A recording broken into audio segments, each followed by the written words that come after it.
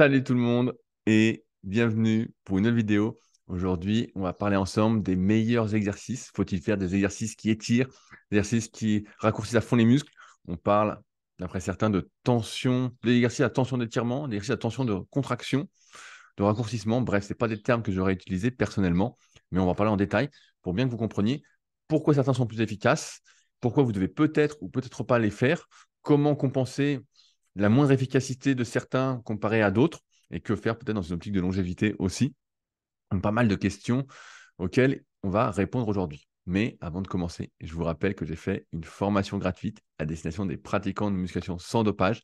C'est le tout premier lien dans la description, donc juste en dessous, où je ressens mes meilleurs conseils, étant plutôt un adepte de l'émulation collective, à savoir que plus on sera nombreux à progresser, plus on va se tirer vers le haut et plus on va progresser. Vous le savez si vous me suivez depuis longtemps, notamment via mes nombreux projets, dont le club super physique. euh, et ben, j'ai fait cette formation gratuite dans cette optique. Donc, mes meilleurs conseils, à partir des erreurs que j'ai faites, que j'ai vu faire, que je vois encore faire, des blessures que j'ai eues, malheureusement, tout ça pour vous éviter tout ça, et donc vous permettre de progresser plus rapidement. Donc, si ça vous intéresse, c'est gratuit, il n'y a pas d'obligation d'achat, il n'y a rien, c'est en lien dans la description. Alors, je vais prendre la question tout de suite sur les forums donc, pour la lire. Et donc, c'est encore une question de DZ Columbia, à croire que je fais des vidéos pour lui. Je n'avais pas fait gaffe. Donc, bonjour, j'ai une petite question. Je viens d'écouter une interview de Gundil, donc Michael Gundil, qui écrit des livres avec Fred Delavier. Je conseille d'ailleurs à tout le monde d'avoir au moins la méthode de Lavier 2. Pour moi, c'est vraiment un très, très, très bon bouquin. Donc, je viens d'écouter une interview de Michael Gundil et celui-ci disait que les exercices à forte tension d'étirement étaient plus efficaces et dangereux. Et cela m'a remis en question. Je me souviens que sur des exercices de type Magic Triceps, ou triceps buste penché à la poulie haute, j'avais de grosses courbatures et de grosses congestions juste après la série, et cela durait semaine après semaine, courbatures les jours d'après. En revanche, avec la plupart des exercices à forte tension de contraction, je ne ressens pas grand-chose, et les courbatures sont assez faibles. Du coup, je me demandais, en sachant que je suis jeune, que j'ai de bonnes capacités de récupération, ne faudrait-il pas agencer ces séances également en prenant en compte des exercices à forte tension d'étirement et de contraction? Exemple, séance 1, forte tension d'étirement, et séance 2 avec deux exercices à forte tension de contraction. J'aimerais bien que ce soit aussi simple, mais c'est pas aussi simple. J'essaie de ne pas m'éparpiller pour rester dans le sujet. Euh, Ce qu'il faut savoir en préambule, c'est que nos muscles ne sont jamais aussi forts que lorsqu'ils sont à ce qu'on appelle la longueur optimale. La longueur optimale, c'est une longueur où nos muscles, je fais simple, hein, nos filaments d'actine et de myosine, en fait, peuvent vraiment se lier. C'est ce qu'il y a dans nos muscles, c'est ce qu'on appelle les sarcomères. Euh, on peut vraiment. Donc, par exemple, pour les pecs, c'est facile, c'est quand j'ai le bras le long du corps. Donc, quand je suis là, voilà. Euh, Quand je suis le coude ici, bah voilà. À 90, c'est là où c'est là, entre guillemets, où tout va bien. Plus je vais derrière, plus j'étire. Donc, plus je suis faible, entre guillemets, plus je vais devant, plus je vais tendre et ramener mon coude devant, moins je suis fort aussi, entre guillemets. Et ça, pour des bonnes raisons. Longueur optimale. Si je descends le coude derrière moi, j'ai moins d'actine et de myosine qui peuvent se lier. Donc, j'ai moins de fibres qui vont rentrer en jeu. Et si je suis en forte tension de contraction, j'en ai, entre guillemets, beaucoup plus, on a l'impression, mais en fait, j'en ai beaucoup moins parce que ça dépasse et donc je peux moins faire également de ce qu'on appelle de pont d'union. Donc, c'est pour ça que dans ces deux zones-là, à forte tension de contraction et à forte tension d'étirement, ce n'est pas les positions optimales pour exprimer de la force. Et c'est là qu'il faut, entre guillemets, euh, distinguer l'entraînement pour prendre du muscle, de l'entraînement pour prendre de la force, de l'entraînement de la préparation physique. C'est qu'en tant que pratiquants qui cherchons à prendre du muscle, ce qu'on veut, c'est traumatiser, entre guillemets, nos muscles. Or, pourquoi les exercices à forte tension d'étirement procurent plus de courbatures, qui sont souvent un reflet des micro-traumatismes que le muscle a subis, du moins la structure musculaire? Euh, c'est parce que quand je suis comme ça, comme le poids qu'on utilise ne varie pas durant l'exécution, à moins d'avoir des machines où on peut régler ça, mais voilà, vous êtes avec poids libre. C'est que quand on est en bas, comme il y a moins de tubes qui sont en jeu, il y a le même poids, donc c'est hyper traumatisant. On voit que c'est hyper, hyper traumatisant parce que tu as moins de fibres quand tu es en position comme ça, ou quand tu vas étirer le biceps, ou quand tu vas faire des triceps. Tu vois, c'est beaucoup moins. Tu as beaucoup moins de fibres qui vont rentrer en jeu, sauf que tu as le même poids. Et en plus, souvent, tu es dans une position biomécanique où tu peux moins exprimer de force, où tes leviers sont désavantagés. Tu vois, si tu as des longs bras, des longs avant-bras, tu es derrière, tu es derrière, tu es derrière au développé couché, ou exercice de pec, si tu ne les adaptes pas par rapport à ta morphonatomie, voilà, par rapport à ça, on appelle ça la relation tension-longueur, si jamais il y en a qui veulent aller plus loin. Et il y a un super article, Romain, il a remis un lien. Non, c'est Pierre. Pierre a remis un lien sur le site Superphysique, un article que j'avais fait, voilà, où on comprend tout ça, où j'explique tout ça. Bref, si ça vous intéresse, vous pouvez aller voir. Encore une fois, c'est une question qui a été posée sur les forums Superphysique. Donc Superphysique pour forum. Et là, le titre, c'est exercices à forte tension d'étirement sont-ils plus efficaces? Donc je reviens ici. Donc j'ai un poids qui est accentué, entre guillemets, par un levier désavantageux qui va être supporté par moins de fibres musculaires. Ce qui fait qu'on produit beaucoup, beaucoup plus de dégâts. Or, souvent, par contre, d'un point de vue biomécanique, quand je suis là au développé couché, j'ai le bras devant, je suis dans une position de force. Je suis dans une position de force, même si les muscles, je peux avoir moins de points d'union, j'en ai quand même plus que lorsque je suis étiré, ce qui fait que forcément, ça fait beaucoup, beaucoup moins de dégâts. Donc, ce n'est pas à débat cette histoire de l'exercice à forte tension d'étirement sont plus efficaces musculairement que l'exercice à forte tension de traction. C'est comme comparer, nous on disait souvent sur les forums, on se marrait dans les podcasts avec Fabrice à l'époque quand il faisait beaucoup de kickback pour les triceps, kickback où il y a zéro étirement, entre guillemets, du moins l'étirement est assez faible, notamment la longue portion des triceps. C'est vraiment ridicule l'étirement, il n'y en a pas quoi. Et en fait, c'est très très peu efficace. À l'inverse, d'extension nuque, ou pareil, si on compare du curl concentré, qu'on a tous fait quand on était gamin, quand on commence la muscu, comparativement à du curl incliné. Ok. Donc ça, il n'y a pas trop de débat. Maintenant, tu l'as dit, des aides colombiens aussi, c'est plus dangereux. C'est plus dangereux parce que lorsqu'on s'éloigne de sa position de force, donc je refais ça, plus tu t'éloignes de ta position de force, plus de charge est soumis à moins de fibres. Or, ça, c'est une position de faiblesse. Un peu une position de faiblesse. Et c'est d'ailleurs comme ça qu'on se blesse la plupart du temps, c'est qu'on va mettre beaucoup de poids dans des positions où on n'est pas fort. Or, quand c'est comme ça, nos muscles n'apprécient pas spécialement, et c'est pour ça qu'on a des grosses courbatures et que c'est aussi efficace, on se renforce. C'est le principe de la surcompensation, même si c'est un peu remis en question. Voilà, c'est le principe. Mais c'est aussi le cas, c'est plus traumatisant aussi pour nos tendons, qui est le prolongement du muscle, nos articulations, donc les os, parce que ça tire aussi sur les os. C'est plus dangereux pour nos ligaments, parce que parfois, quand on va étirer, on n'a pas tous la même longueur de ligament, la même laxité ligamentaire. Donc pareil, ça peut tirer dessus. À chercher plus d'amplitude, c'est sûr que c'est plus efficace pour les muscles, mais c'est aussi beaucoup plus traumatisant. Et il y a un préambule à avoir qui est hyper important là-dessus. C'est sûr qu'en théorie, c'est super, mais encore faut-il avoir l'amplitude, la capacité nécessaire d'aller dans ces amplitudes. Je vais prendre un exemple. Magic triceps, vous faites du magic triceps, donc je me mets en pronation, jusqu'où vous pouvez aller, comme ça, en descendant, donc moi je suis là, jusqu'où vous pouvez aller. Imaginons que vous soyez bloqué ici, et qu'avec le poids, vous cherchiez à aller vraiment derrière, c'est le poids qui vous emmène dans l'amplitude où vous allez avoir les bras parallèles au sol en bas. Ça, c'est très traumatisant. Ça, c'est quelque chose qui va contribuer à soit vous niquer les coudes, soit les épaules, soit les poignets. Peut-être que vous allez cambrer à fond parce que vous n'avez pas l'amplitude en plus thoracique et donc ça va vous niquer aussi le bas du dos progressivement, même si vous ne sentez rien pour l'instant. Mais il n'empêche que la base, c'est d'avoir l'amplitude nécessaire pour l'exercice à vide, sans poids, sans rien, avant de le faire avec des poids. Et c'est ça, en fait, qui rend ces exercices à forte tension d'étirement beaucoup plus dangereux aussi, c'est qu'on n'a pas la mobilité pour. J'ai souvent dit au squat, même si je ne suis pas particulièrement pour, si vous n'êtes pas capable de faire un beau squat à vide, bien placé, tout ça, c'est sûr que si vous n'y arrivez pas et que vous mettez des poids pour pouvoir le faire, vous êtes en train de vous détruire. Il n'y a pas de discussion possible. Euh, Pareil, si vous voulez faire du curl incliné, vous avez les épaules très devant, vous avez les biceps tout durs, vous n'avez aucune tension, et vous faites du curl incliné, là, forcément, vous allez vous dire, putain, mais vous pouvez vous déchirer le biceps facilement, quoi. Il n'y a pas de... il y a pas trop de débat.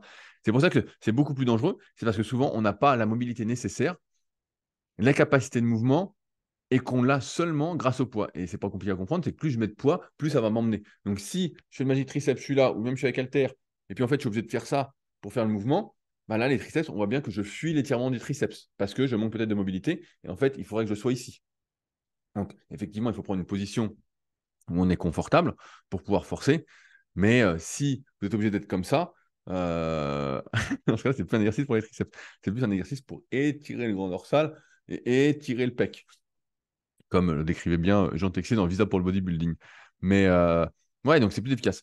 Et à l'inverse, ouais, on voit que si je fais des exercices à forte tension de contraction, donc ça va être par exemple, je disais, du curl concentré, du kickback avec haltère, ça peut être du leg extension, où souvent on est comme ça, on ne peut pas aller chercher l'étirement ici. Donc en fait, on est là, on fait que de la contraction.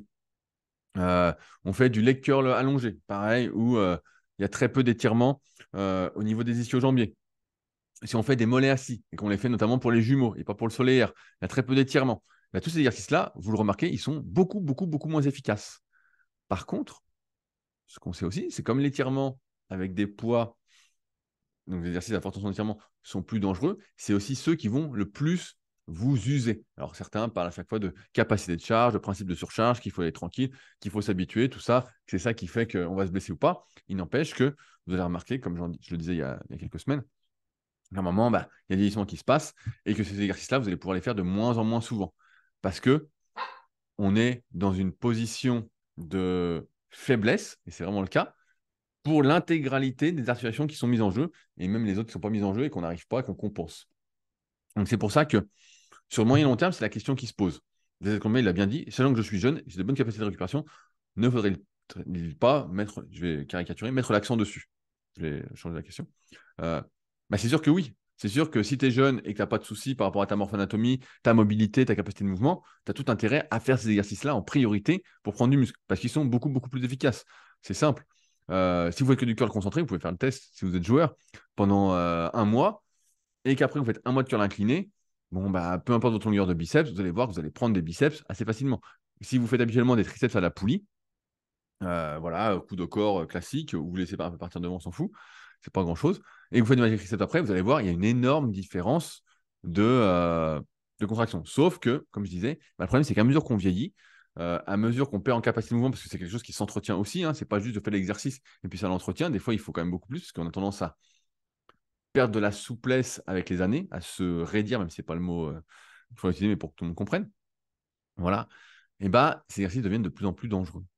Et donc, comment faire, entre guillemets, pour associer la longévité avec le fait de progresser, de prendre du muscle, de ne pas faire des efforts pour rien. Ce que j'ai remarqué, c'est que les exercices où la phase négative, entre guillemets, de l'exercice ne procurait pas d'étirement, par exemple, élévation latérale, ça c'est un bon exemple. On voit que bah, l'étirement, il n'y en a pas, quoi, sauf si on le fait à la poulie. C'est pour ça que la poulie est souvent beaucoup, beaucoup plus efficace. Je ne sais pas si vous entendez le bruit, mais ça me fait rire. Mais est beaucoup plus efficace pour les épaules. Si vous faites avec haltère, et ben, ce que j'ai remarqué, c'est qu'il fallait faire des séries beaucoup, beaucoup plus longues. En fait, il faut accentuer le temps sous tension parce que la tension mécanique, le poids qui est mis sur les fibres, en fait, est assez réduit, vu qu'il n'y a pas cette notion d'étirement, donc beaucoup de poids sur peu de fibres. Et donc, il faut faire des séries beaucoup plus longues. C'est pour ça que moi, sur les épaules, que ce soit pour moi ou pour mes élèves, je vais souvent faire des séries de 20, 30, 40, 50. Vraiment, ne pas hésiter, même à l'oiseau, des séries très, très longues qui vont permettre, justement, avec ça, eh ben, de compenser le manque de tension mécanique par un plus gros stress métabolique. Je rappelle que les trois facteurs de l'hypertrophie, c'est le poids qu'on utilise, tension mécanique, le stress métabolique, le temps sous tension durant la série et durant la séance. Ça, c'est un truc que je pense qu'il ne faut vraiment pas négliger, mais beaucoup, en ce moment, encore une fois, disent non, ce qui compte, c'est l'intensité, c'est pas le volume. Ils ne s'entraînent pas, bah, ils verront quand ils s'entraîneront, ils verront ce qui se passe, avec ils ont de l'expérience. Et la progression, donc rajouter des séries, des répétitions, progresser. Si on ne progresse pas, bah, à un moment, peu importe si on a la bonne tension mécanique et le bon temps sous tension, eh ben, il ne se passe rien. Okay, et donc, si on ne peut pas, parce qu'on n'a pas la bonne mobilité et qu'on est prudent et qu'on veut durer, et voilà, et qu'on n'est pas fou, on se pense c'est plus efficace, c'est pas grave, j'ai pas la mobilité, je vais m'assouplir avec les exercices, nanana. Souvent ça ne fonctionne pas des masses. Et ben, je pense qu'il faut faire beaucoup plus de répétitions sur ces exercices où il n'y a pas d'étirement, où ils sont plus à, comment il a dit ça, à forte tension de contraction. J'aime pas trop cette idée de forte tension, de tension de contraction, qui vont plus mettre l'accent sur le raccourcissement du muscle. Il faut plus faire des séries plus longues. C'est pour ça que pour moi, ça n'a pas de sens de faire des élévations latérales en série de 6 ou 8. Ça peut se discuter de temps en temps, mais ça ne va pas être le principal pour progresser parce que l'étirement est réduit. Donc là, la phase négative. Et c'est pour ça qu'on voit aussi que quand on fait, comme le dit DZ Colombien, quand on fait des exercices qui raccourcissent surtout, bah, il n'y a pas de courbature. C'est rare d'avoir des courbatures aux épaules. Faites des séries 30-40, vous allez en avoir. Euh, et c'est aussi le truc qu'on disait avec Fabrice dans les podcasts. On a souvent dit, c'est que malheureusement, même en faisant ça, il y a peu de chances que ça compense le manque d'étirement avec des poids. C'est quand même le plus efficace, mais comme c'est ce qui nique le plus, à terme, effectivement, on réduit, bah, moi ce que je vois en tout cas, c'est qu'on en fait moins souvent. J'en fais encore parce que je suis encore assez jeune, mais on en fait moins souvent d'exercices qui étirent comparativement aux exercices. Dernier point que tu soulèves, des aides Colombia, en partant du postulat que tu as la mobilité pour faire l'exercice que tu veux, c'est-à-dire qu'à vide, tu es dans une position confortable et que tu peux forcer. Voilà. Mais si Magic Triceps, tu es là, tu n'arrives pas à descendre, là, forcément, c'est que ça ne va pas. Euh, il ne faut pas avoir fait Saint-Cyr pour comprendre que ça ne va pas du tout. Ça ne va pas, tu ne peux pas faire de Magic Triceps, sinon, c'est sûr que tu vas avoir des courbatures de chien, mais voilà, bon, bref. Il y a plein de tests comme ça, il y a plein de prérequis à modifier, ce que j'apprends notamment à mes élèves en BPGEPS, qui vont devenir coach sportif, et que j'apprendrai au CQP IF avec Aurélien Broussal, Olivier Bollier et compagnie, pour fin 2023. S'il y en a que ça intéresse, on ne sait jamais. Ça se passe à l'INSEP. Les inscriptions viennent d'ouvrir. Il y a pas mal de prérequis à tester pour savoir ce qu'on est capable de faire, ce qu'on peut faire donc en minimisant les risques, et à partir de là, bah, faire son programme aussi. Et c'est pour ça qu'aussi la morphoanatomie, c'est important, parce que si, imaginons, je reprends l'exemple des pecs, j'ai pas de cage, j'ai des très longs bras, mais j'ai une bonne capacité de mouvement, il n'empêche que même si j'ai une bonne capacité de mouvement et que moi je veux faire les pecs, ça n'a aucun intérêt d'avoir les deux coudes qui se touchent dans le dos, de descendre jusque-là. Ça n'a pas de sens, parce que je serai dans une position de surétirement, une position peut-être moins de faiblesse que si je n'avais pas cette mobilité-là, mais une position malgré tout, d'un point de vue physiologique, où mes pecs ne pourront pas exprimer beaucoup de force. Et comme ils ne peuvent pas exprimer beaucoup de force, ils ne peuvent pas vraiment se contracter. Et donc, une bonne partie de l'exercice sera faite, comme on en parlait la semaine dernière sur la question des pectoraux, euh, sera plus fait par le deltoïde antérieur et le triceps plutôt que par les pecs. Parce que je m'éloignerai trop de cette longueur optimale. Et c'est pour ça, normalement, que la plupart des exercices polyarticulaires sont plus efficaces aussi. C'est qu'ils vont ni trop étirer, ni trop raccourcir. C'est ça qui en fait des exercices beaucoup plus efficaces où on peut mettre facilement des poids parce que comme on n'est jamais trop étiré et jamais trop raccourci, et ben en fait, c'est là où on est le plus fort. On s'éloignera pas beaucoup de cette longueur optimale. Et dès qu'on s'en éloigne, et ben on peut mettre moins lourd et ça minimise, on va dire, l'efficacité de l'exercice. Et donc, pour rebondir à ce que disait Delcombia, voilà, si effectivement tu avais la bonne mobilité, tu peux, moi je pense à ton niveau, vu que tu as fait un an et demi que tu fais de la muscu, si je me souviens bien, et bah, tu peux combiner les deux dans la séance, tout en sachant que, encore une fois, tous les muscles ne sont pas étirables. Là, on parle des triceps, c'est facile, parce que tu as la longue portion qui est biarticulaire. Donc, qui va s'attacher sur l'omoplate, ça veut dire, et qui agit sur le coude et sur l'épaule. Donc, c'est facile de la mettre en tension. Par contre, si tu voulais aller étirer le vaste externe et le vaste interne, bah ça, tu peux pas vraiment. En fait, c'est pour ça que, en général, on fait son entraînement, on sélectionne ses exercices. Premièrement, par rapport à l'anatomie globale, tous les exercices ne peuvent pas avoir des exercices à forte tension d'étirement. Par exemple, je sais pas, je prends les avant-bras, ça va être compliqué. Tu prends les mollets, forte tension d'étirement. Est-ce que faire des mollets à la presse, c'est forte tension d'étirement? Euh, Est-ce que les quads, à part, toi, les quadriceps, à part le droit antérieur que tu peux aller vraiment étirer, le droit fémoral qu'on appelle maintenant, est-ce que tu peux étirer les vastes plus que ça? Bah non.